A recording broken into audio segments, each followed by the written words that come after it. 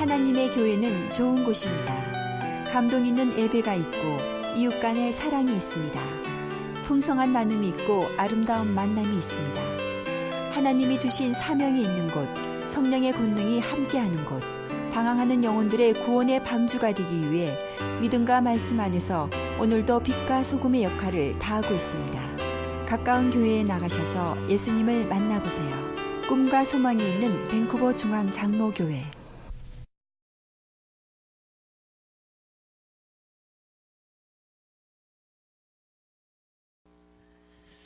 우리 하나님께서 여러분의 마음에 혹시나 근심이 있으면 이 예배 가운데 임재하여 주셔서 그 근심 물리칠 수 있는 힘 주시고 물리쳐 주시기를 원하고, 또 여러분 몸에 있는 질병 하나님께서 치유해 주시기를 원합니다. 사랑하는 성도님들, 혹시나 방황하는 분 계시면 예배 가운데 하나님께서 조그마한 불빛이라도 보여주셔서 여러분의 길을 선히 인도하여 주시기를 예수님 안에서 소망하고 축복드립니다. 네, 여러분 꼭 마음 가지실 것은 self-pity 하면 안 됩니다. 자기 연민하면 안 돼요. 세상이 아무리 힘들고 나를 속일지라도 예수 그리스도는 나를 속이지 않으시고 예수 그리스도는 나를 선하게 인도하여 주실 것이라는 믿음을 꼭 가지셔야 됩니다. 모든 것을 합하여 선을 이루신 우리 하나님께서 여러분의 삶도 선을 이루도록 인도하여 주실 것을 확신합니다. 믿음을 가지고 우리 함께 좋은 예배 드리게 되기를 바랍니다. 예수님께서 십자가를 지신 그 주간을 고난주간이라고 합니다.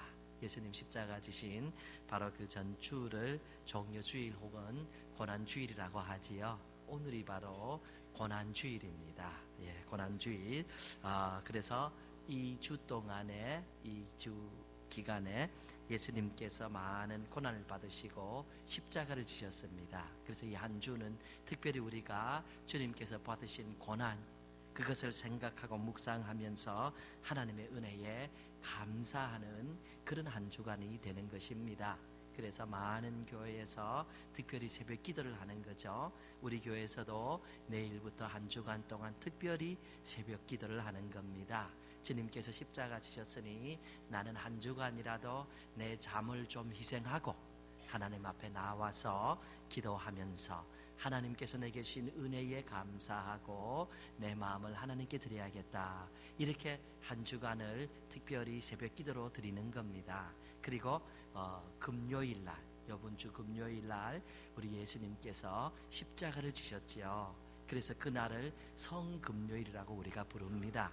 영어로는 Good Friday라고 그렇게 이야기하죠. 주님께서 십자가 지셨기 때문에 우리가 아무 생각 없이 보내는 것이 아니라 그날 저녁이 되면은 우리는 또 이렇게 교회에 모여서 주님 십자가 생각하면서 성찬식을 합니다. 떡과 살을 띠면서 주님 사랑 생각하고 우리는 주님 안에서 한 몸 되었습니다 하고 서로를 재확인하고 하나님께 감사하고 또 성가되는 좋은 찬양을 준비하여서 하나님 앞에 올려드리며 우리는 예수 그리스도의 것이고 우리는 하나님 찬양하며 살아가는 하나님의 백성입니다 하고 고백하는 그런 시간을 가지는 겁니다. 그래서 금요일 나와서 하나님을 기쁘시게 우리가 예배드리고, 그리고 우리 주님께서 주일 새벽에 부활하셨습니다. 정말 인류 역사에 있어서 최고의 날이 되는 것이에요. 우리 주님께서 부활하심으로 인해서 우리가 이제 죽음의 권세도 이길 수 있다, 우리가 사망의 권세도 이길 수 있다, 우리도 부활한다 하는 확실한 소망을 가지고 생각하게 되는 것입니다. 그래서 특별히 이 부활절을 맞이하여서 우리는 정성스럽게 헌금을 준비하고 좋은 마음을 가지고 하나님 앞에 나와서 기쁨의 감사의 예배를 드리게 되는 것이죠. 여러분 생각해 보면은 이 주간은 은혜 받는 주간이에요. 여러분들에게 많은 은혜가 있는 한 주간 되고, 다음 주일은 특별히 승리자의 모습을 가지고 기쁨으로 주님 앞에 나오게 되기를 소망하고 예수님의 이름으로 축복드립니다. 주님께서 고난을 당하셨어요. 이 고난 주간에 고난을 당하셨는데, 여러분 성경을 보면은 참 잔혹하게 고난을 당하셨습니다. 참 참혹하고 견디기 어려운 그러한 조롱을 당하시고 고통을 당하셨어요. 예수님께서는 왜 이런 고난을 당하셨는가? 성경 여러 곳에서 우리가 그 해답을 가질 수가 있는데 오늘 본문 말씀을 보면은 특별히 그 해답을 잘 제시한 것 같습니다. 그래서 이 본문 말씀을 선택했는데요. 우리 예수님은 왜 고난을 받으셨을까? 이사야 53장 5절 말씀에 이렇게 기록하고 있습니다. 그가 찔림은 우리의 허물 때문이요 그가 상함은 우리의 죄악 때문이라. 그가 징계를 받음으로 우리는 평화를 누리고 그가 채찍에 맞음으로 우리는 나음을 받았도다. 그분이 찔렸습니다. 창에 찔렸어요. 그리고 그분이 가시관을 쓰게 해서 가시에 찔리셨습니다. 우리가 잘했으면은, 우리가 무엇인가 좀 잘했으면은 찔리지 않았을 텐데 그가 찔림은 우리의 허물, 우리의 잘못, 우리의 fault 때문이라.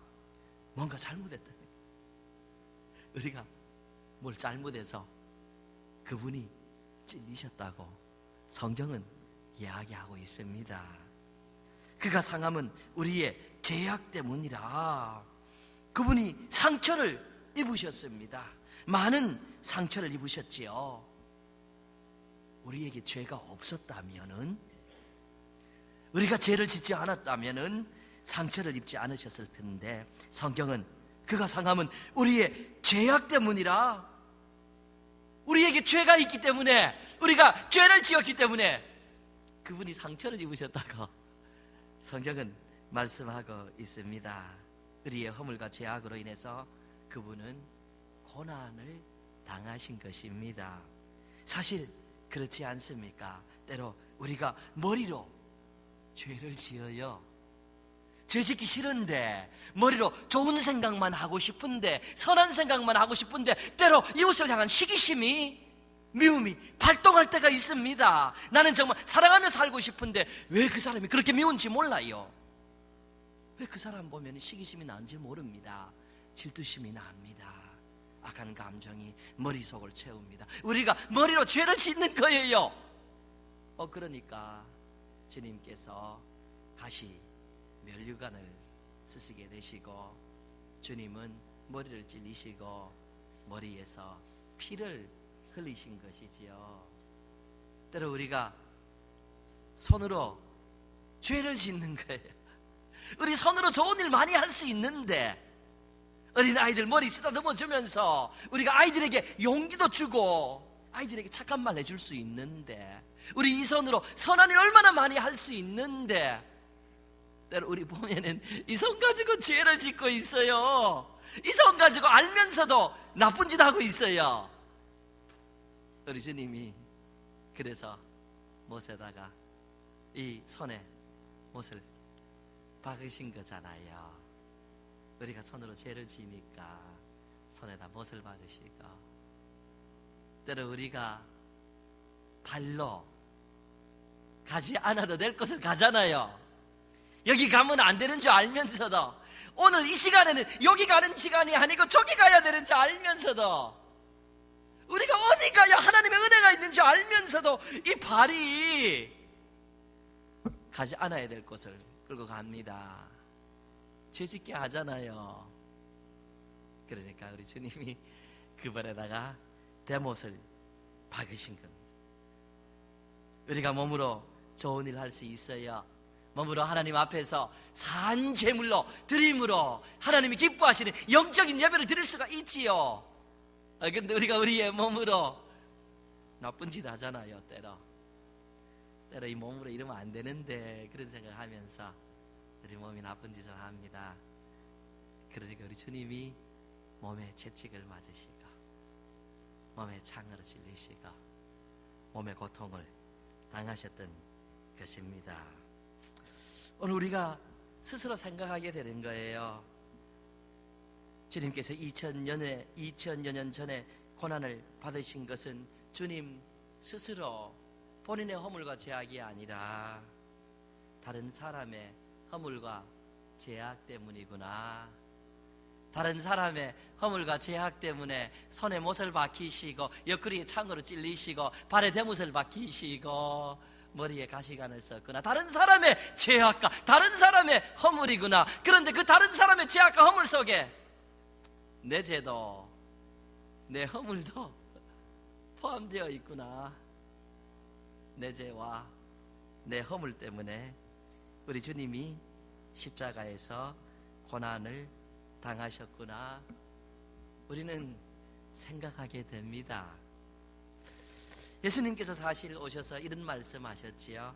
마태복음 보면 인자가 온 것은 섬김을 받으려 함이 아니라 도리어 섬기려 하고 자기 목숨을 많은 사람의 대속물로 주려 함이니라. 자기 목숨을 많은 사람의 대속물로 주시려고 오셨다. 많은 사람을 대신해서 제물이 되기 위해서 이 땅에 오셨다. 주님이 잘못한 죄와 허물이 아니라 많은 사람이 잘못한 죄와 허물의 값을 치르기 위해서 우리 주님이 이 땅에 오시고 우리 주님이 대신해서 제물이 되어 주셨다. 내가 그렇게 해서 이 땅에 오셨다, 이 땅에 왔다라고 주님 말씀하시고, 주님은 그것을 이루시기 위해서 2000여 년 전에 고통을 받으시고 십자가를 지신 것이지요. 오늘 본문으로 돌아와서 본문에는 이런 내용이 있지요. 이사야 53장 6절이지요. 우리는 다 양 같아서 그릇 행하여 각기 제 길로 갔거늘 여호와께서는 우리 모두의 죄악을 그에게 담당시키셨도다. 우리는 다 양 같아서 그릇 행하여 각기 제 길로 갔거늘 여호와께서는 우리 모두의 죄악을 예수님에게 담당시키셨도다. 다 제 길로 갔다는 거예요. 너무 유능하다는 겁니다. 너무 똑똑하다는 거예요. 너무 잘났다는 거예요. 그래서 하나님께서 예비하고 하나님께서 가라는 그 길을 가는 것이 아니라, 하나님, 내가 하나님보다 더 잘 압니다. 나는 이 길을 가야 합니다. 나는 이 일을 해야 됩니다. 이것이 내가 가야 될 방향입니다. 하나님보다 내가 더 잘 압니다 하고 나는 내 길을 갔다는 거예요. 그것이 죄악이라는 겁니다.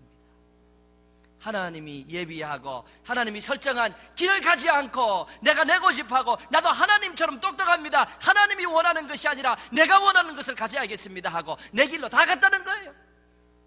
그게 죄라는 거예요.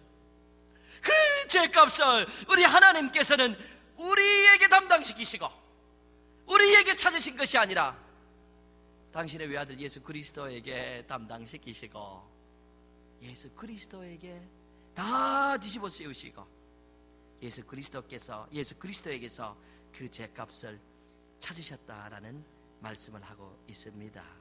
예수님은 우리의 잘못을 인하여서 대신해서 우리의 죄악을 담당하신 겁니다. 그렇습니다.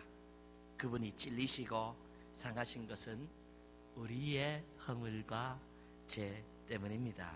그래서 오늘 우리가 그 예수 그리스도를 우리 마음의 주인으로 모시고 그분만을 섬기며 그분에게 순종하며 생활할 때에 우리의 모든 허물이 덮어지고 죄가 사함을 받고 하나님의 자녀가 되며 하나님 나라의 시민이 되는 것입니다. 왜요? 우리의 허물과 우리의 죄값을 그분이 다 담당하셨기 때문에 우리는 그분을 주인으로 모실 때에 그분의 담당이 우리의 담당이 되어서 하나님의 자녀가 되는 것이지요. 큰 은혜인 것입니다.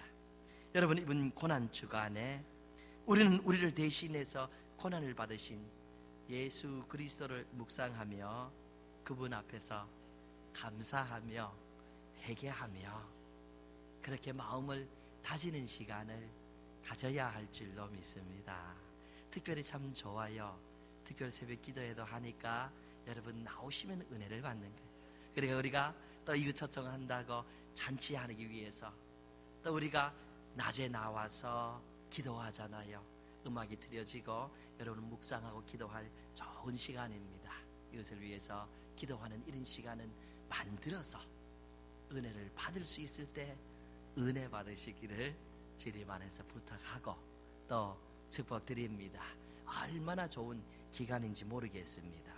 이사야 53장 5절 그 후반부에는 이렇게 기록하고 있습니다. 그가 징계를 받음으로 우리는 평화를 누리고 그가 채찍에 맞음으로 우리가 나음을 받았도다. 그가 징계를 받음으로 우리가 평화를 누리게 되었다는 거예요. 그가 징계를, 즉 그분이 벌을 받으셨기 때문에 우리는 평화를 누리게 되었다. 하나님과 평화를 누리게 되었고 이웃과 평화를 누리게 되었다. 관계가 회복되었다. 이런 말씀입니다. 여러분, 사실 오늘날 관계의 파괴로 인해서 얼마나 많은 불행이 찾아온지 모릅니다.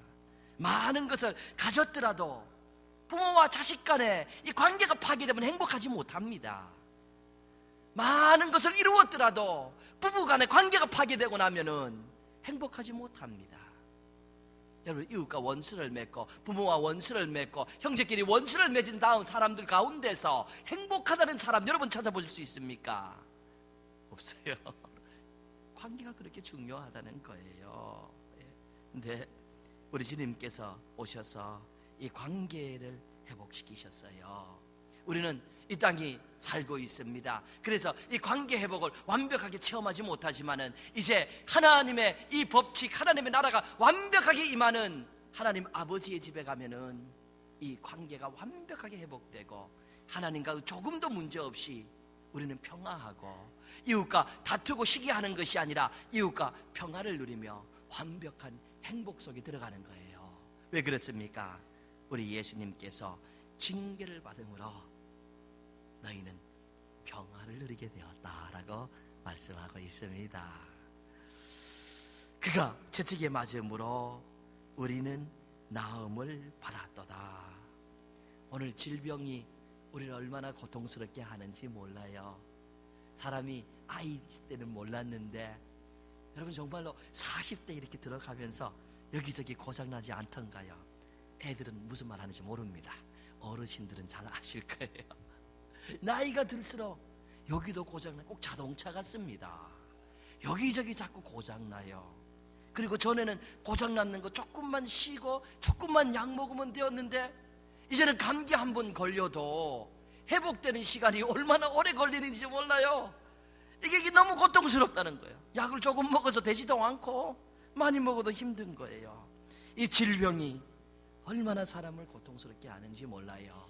그런데 이 질병의 근원적인 원인, 질병이 이 세상에 찾아온 이 근원적인 원인은 어딘가? 아담과 하와가 하나님 앞에 반란을 일으키고 죄를 지었기 때문에 그런 것 아닙니까? 하나님, 나도 하나님같이 될 수 있어야 하고 선악과를 따먹은 것부터, 따먹은 그 순간부터 질병이 세상에 찾아온 거예요. 질병의 근본적인 원인은 이 죄악이라는 말씀이에요. 그 죄가 이 세상에 들어오고 온 세상이 타락하고 인간의 육체도 타락해버림으로 인해서 바로 질병이라는 고통이 우리 속에 들어온 것입니다. 특별히 내가 내 스스로가 죄를 짓지 않고 하나님 앞에 잘못한 것도 없는데 때로 우리의 몸에 건강에 이상이 있는 것은 바로 이 근본적인 타락한 세상의 질병, 이 타락한 세상의 죄악 때문이다라는 말씀이에요. 그런데 사랑하는 성도님들, 그때가 되면은 주님께서 바로 이 채찍에 맞으심으로 너희가 나음을 입었도다, 질병의 문제를 다 해결해 주셨다는 말씀이에요. 하편과 마찬가지입니다. 우리가 아직까지 타락한 세상에 살고 있기 때문에 이 세상에서 예수를 믿어도 때로 아픔이 찾아올 수가 있습니다. 그러나 하나님의 나라가 완벽하게 임한 하나님 아버지의 집에 가면 질병이 없는 거예요. 아픔이 없는 거예요. 고통이 없는 거예요. 예수님께서 채찍에 맞으심으로 그렇게 이루었다고 성경은 말씀하고 있죠. 그래서 요한계시록 21장 보면은 이런 말씀이 있습니다. 하나님의 장막이 사람들과 함께 있음에 하나님이 그들과 함께 계시리니 그들은 하나님의 백성이 되고 하나님은 친히 그들과 함께 계셔서 모든 눈물을 그 눈에서 닦아주시니 다시는 사망이 없고 애통하는 것이나 곡하는 것이나 아픈 것이 다시 있지 아니하리니 처음 것들이 다 지나갔습니다. 다시는 사망이 없고 애통하는 것이나 곡하는 것이나 아픈 것이 없으리라. 때가 되면은 이런 모든 것은 완벽하게 해결되는 거예요. 예수 그리스도께서 대신해서 채찍에 맞으셨기 때문이에요. 눈물이 없어요. 슬픔이 없어요. 예수님께서 우리의 슬픔으로 슬퍼하셨고 예수님께서 우리의 눈물을 대신 흘려주셨기 때문에 우리에게는 눈물과 슬픔이 없는 것입니다. 사랑하는 성도님들, 여러분 삶 속에 하나님의 은혜가 있음을 믿으시고 성도로서 하나님 나라를 향하여 늘 소망을 가지고 생활해야 할 줄로 믿습니다. 이 모든 것은 예수 그리스도의 고난으로 인해서 이루어졌다 하는 것입니다. 사랑하는 성도님들, 왜 하나님은 예수 그리스도를 이 땅에 보내셔서 고난을 받게 하시고 우리로 하여금 하나님의 자녀가 되게 했는가? 예수 그리스도를 이 땅에 보내셔서 대신해서 고난을 받게 하시고 우리로 하여금 하나님의 자녀로서 아름답게 영원히 인생길 걸어가게 하는가? 우리는 이것을 질문해 볼 수 있습니다. 너무나도 당연한 대답 같지만은 오늘 아침에 좀 생각해 보고자 합니다. 여러분, 당연한 대답은 사랑입니다. 사랑 때문에 하나님께서 예수 그리스도를 보내셔서 고통을 당하게 하셨지요. 부모가 자식을 사랑하기 때문에 그가 잘 되기를 원하듯이 하나님도 우리를 사랑하시기 때문에 우리가 잘 되기를 원하시기 때문에 예수 그리스도를 이 땅에 보내시고 그리고 고통을 당하게 하셨던 것입니다. 하나님께서 우리를 사랑하신다. 아니, 천지를 창조하신 모든 인간의 생사하복을 주관하시는 그 하나님께서 나를 사랑하신다. 이 감격스러운 그런 사실이 아닌가 생각합니다. 사실 하나님께서 천지를 창조하시고 인간을 만드셨는데 그 이유는 사랑입니다. 하나님께서 사랑하시기 때문에, 인간을 사랑하시기 때문에 바로 세상을 창조하시고 인간을 만드시고 인간이 타락하여서 벌받게 되니까 예수님을 보내셔서 인간으로 하여금 구원의 길을 열게 하여 주셨던 것입니다. 예레미야 31장 3절에는 이런 말씀이 있습니다. 옛적에 여호와께서 나에게 나타나사 내가 영원한 사랑으로 너를 사랑하기에 인자함으로 너를 이끌었다 하였노라. 내가 영원한 사랑으로 너를 사랑하노라. 하나님께서 여러분과 저를 영원한 사랑으로, 잠시의 사랑이 아니라 영원한 사랑으로 사랑하여 주시는 것이고, 하나님께서 잠시만 인도하시는 것이 아니라 영원토록 여러분과 저를 인도하여 주시는 것을 믿습니다. 이것이 그 은혜고 사랑인 것입니다. 에베소서 1장 4절에서 5절 말씀입니다. 그 창세전에 그리스도 안에서 우리를 택하사 우리로 사랑 안에서 그 앞에 거룩하고 흠이 없게 하시려고 그 기쁘신 뜻대로 우리를 예정하사 예수 그리스도로 말미암아 자기의 아들들이 되게 하셨으리. 하나님께서 사랑 안에서 우리를 창조하셨다. 하나님께서 사랑 안에서 우리를 선택하셨다고 하는 거예요. 하나님께서 사랑 안에서 우리를 하나님의 자녀 삼으셨다고 말씀하고 있는 거예요. 우리 성도님들 기억하시기를 바랍니다. 기독교의 핵심은 사랑입니다. 기독교의 핵심은 사랑이에요. 기독교의 핵심은 도덕적으로 흠이 없게 살아가는 것이 아닙니다. 기독교의 핵심은 세상적으로 성공하고 출세하며 살아가는 것이 아닙니다. 이런 것은 다른 데도 다 찾아볼 수가 있는 거예요.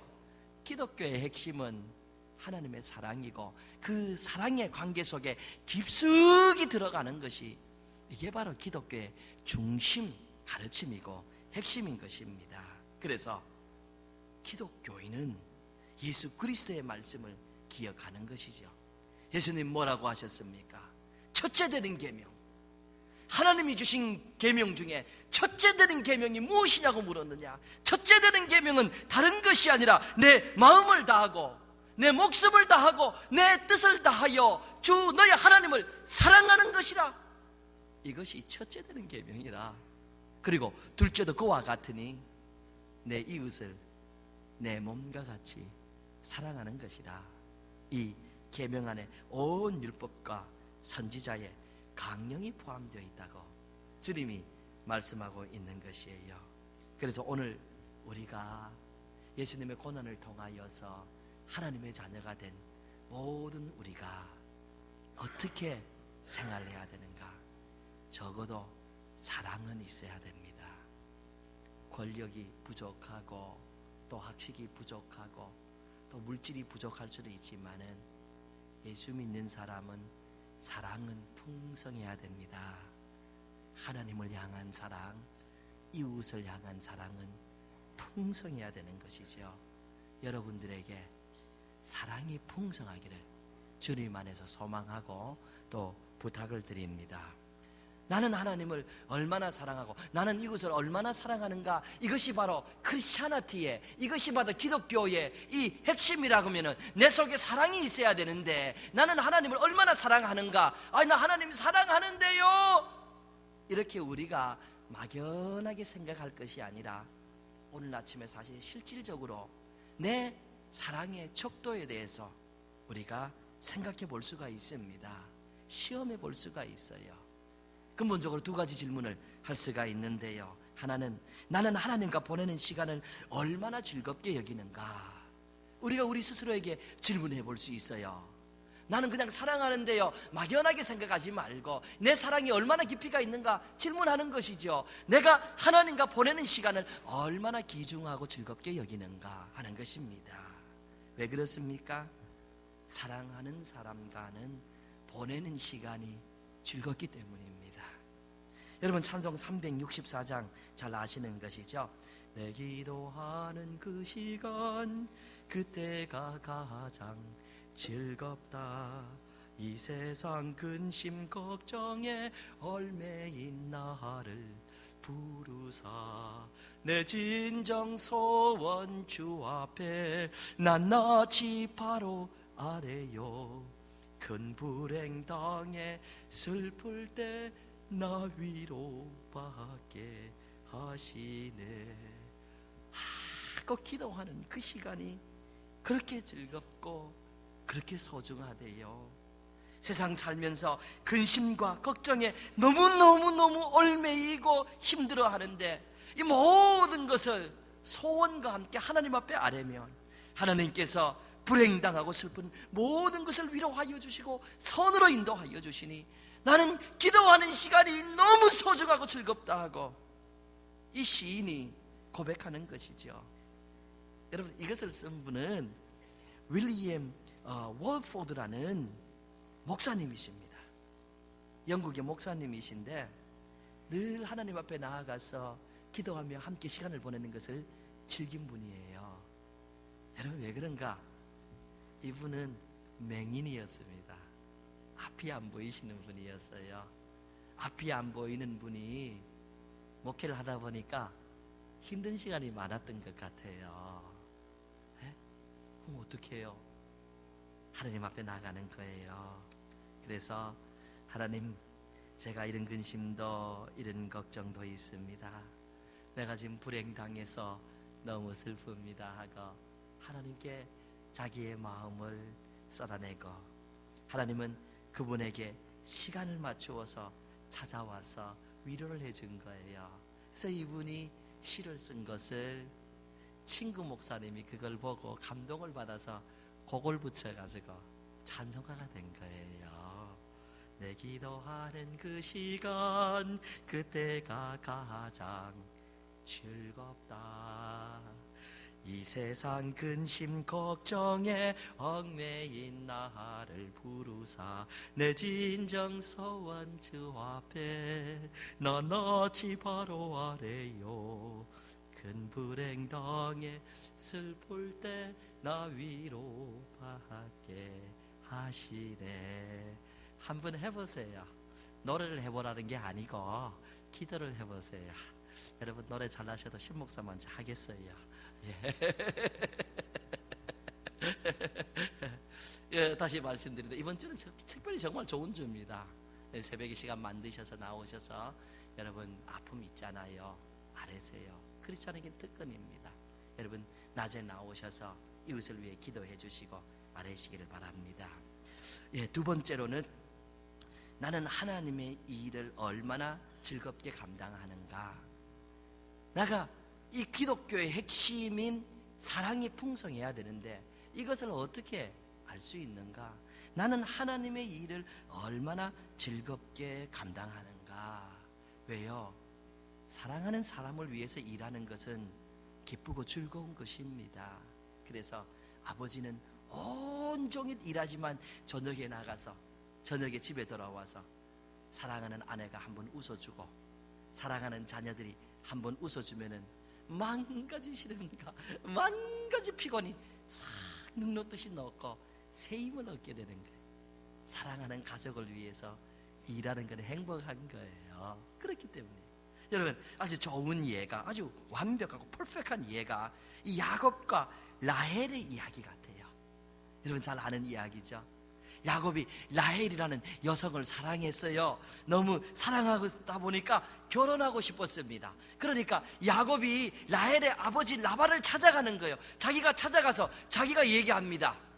딸 주면은, 라헬 주면은 7년 동안 무료로 모성살이 해주겠다는 거예요. 이 딸 라헬만 낳아주세요. 라헬 낳아주시면은 내가 라반 당신을 위해서 7년 동안 모성살이 무료로 하겠습니다. 이렇게 제안하는 거예요. 그리고 7년을 일하는 거예요. 사랑하는 라헬을 얻기 위해서. 성경에 이렇게 기록된 것을 잘 알고 있죠. 창세기 29장 20절이죠. 야곱이 라헬을 위하여 7년 동안 라반을 섬겼으나 그를 사랑하는 까닭에 7년을 며칠같이 여겼더라. 그를 사랑하는 까닭에 7년을 며칠같이 여겼더라. 모성살이를 7년이나 했는데, 이 지겨운 먹음살을 7년이나 했는데 며칠까지 여겼더라. 며칠같이 여겼더라. 금방 휙휙휙휙 지나가 버렸다는 거예요. 야곱은 오래 삽니다. 나중에 오래 살아서 130살 정도가 되었을 때에 바로 앞에 서서 자기의 인생에 대해서 이런 고백을 하지요. 야곱이 바로에게 아뢰되 내 나그네 길에 세월이 130년이니이다. 내 나이를 얼마 못 되니? 내 나이가 얼마 못 되니? 우리 조상은 나그네 길이 연주에 미치지 못하나? 험악한 세월을 보내었나이다. 험악한 세월을. 야곱이 130년 살았어요. 130 인사 살았죠. 오래 살다가 130살이 되어서 그가 자기 인생을 돌이켜 보면서 고백하기를 내 인생이 정말 험악했습니다. 이렇게 얘기해요. 사실 야곱의 삶은 험악한 거죠. 그런데 이 험악한 세월을 보냈음에도 불구하고 그는 간혹 가다가 생각했을 거예요. 그때가 참 좋았는데, 그때가 참 행복했었는데, 그때로 되돌아갈 수는 없을까? 그런 생각했을 거예요. 그때가 언제였을까? 사랑하는 라헬을 위해서 모슴살이 할 때 너무 행복했을 거예요. 야곱에게 당신의 인생의 중에 가장 따뜻하고 행복했던 시절은 언제였습니까? 물어봤으면 분명히 야곱은 대답할 거예요. 내가 내 아내 라헬을 얻기 위하여 7년 동안 모슴살이 할 그때가 내 인생에서 가장 행복한 시기였다고. 여러분 잘 알다시피 야곱은 엄청난 부자가 됩니다. 재물이 풍성합니다. 야곱의 아들 요셉은 이 애굽의 총리가 되어서 야곱은 말년에 권력도 누릴 수 있는 그런 위치에 놓이게 됩니다. 그런데 야곱 인생의 가장 행복한 시절은 돈 많이 벌을 때도 아니고 권력을 가졌을 때도 아니고 가장 행복한 시간은 모슴살이 할 때 그때가 가장 행복했어요. 왜요? 사랑하는 사람을 위해서 일하고 있었기 때문입니다. 우리 성도님들, 여러분의 마음속에 여러분 가족을 사랑하고 하나님을 사랑하는 마음이 있지 않습니까? 그래서 우리가 가족을 위해서 열심히 일할 뿐만 아니라 우리가 교회에 나와서 버스도 운전하고 또 광고 만드는 데도 같이 일하고 안내도 보고. 오늘 찬양 특송 참 잘 내주셨어요. 집사님 자주 부르시면 좋을 것 같아요. 은혜가 돼요. 우리 성가대도 하고 우리 목자도 하고 우리 전도의 임원들도 하고. 우리가 하나님 사랑하기 때문에 때로 어려운 것이 있는 것을 다 알고 있죠.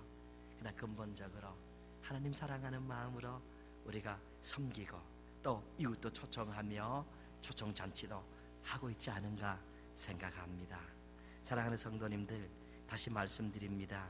기독교의 핵심은 돌을 닦거나 참선을 하여서 어떤 경지에 이르거나 출세를 하거나 어떤 세상적인 성공을 하는 것이 아닙니다. 인간 스스로는 하나님 앞에 나아가지 못하기 때문에 예수님께서 대신 오신 것이에요. 기독교의 핵심은 사랑입니다. 그런데 많은 분들이 이 귀중한 것을 모르고 잃어버리고 여러분 헛되게 허공을 치며 쫓아갑니다. 가족을 향한 사랑이 얼마나 귀중한데 여러분 돈 때문에 그 사랑을 희생하는 분들이 있어요. 여러분 정말로 아내와 사랑이 얼마나 귀중한데 여러분 권력 때문에 그것을 희생하는 사람이 있어요. 하나님과 그 사랑이 얼마나 귀중한데 오늘 그것을 잃어버리고 허공을 쫓아가는 사람들이 있다라는 말씀이에요. 사랑하는 성도님들, 기독교인들은 성도는 하나님을 사랑하면 되는 겁니다. 성도는 하나님 한 분 사랑함으로 다른 모든 것을 얻게 되는 것이에요. 성도는 하나님을 뜨겁게 사랑함으로 가정의 문제가 해결되는 것이고 물질의 문제가 해결되는 것이고 성도는 하나님 사랑하는 것으로 모든 문제를 해결하며 생활한다라는 말씀이에요. 왜요? 사랑하는 곳에 행복이 있고 사랑하는 곳에 구원이 있고 사랑하는 곳에 천국이 있고 사랑하는 곳에 기쁨이 있고 사랑하는 곳에 하나님이 계시기 때문이에요. 사랑하는 성도님들, 여러분의 삶 속에 하나님을 향한 사랑, 이웃을 향한 사랑이 충만하기를 예수 그리스도의 이름으로 축복합니다. 아멘. 하나님의 교회는 좋은 곳입니다. 감동 있는 예배가 있고 이웃 간의 사랑이 있습니다. 풍성한 나눔이 있고 아름다운 만남이 있습니다. 하나님이 주신 사명이 있는 곳, 성령의 권능이 함께하는 곳, 방황하는 영혼들의 구원의 방주가 되기 위해 믿음과 말씀 안에서 오늘도 빛과 소금의 역할을 다하고 있습니다. 가까운 교회에 나가셔서 예수님을 만나보세요. 꿈과 소망이 있는 밴쿠버 중앙 장로교회.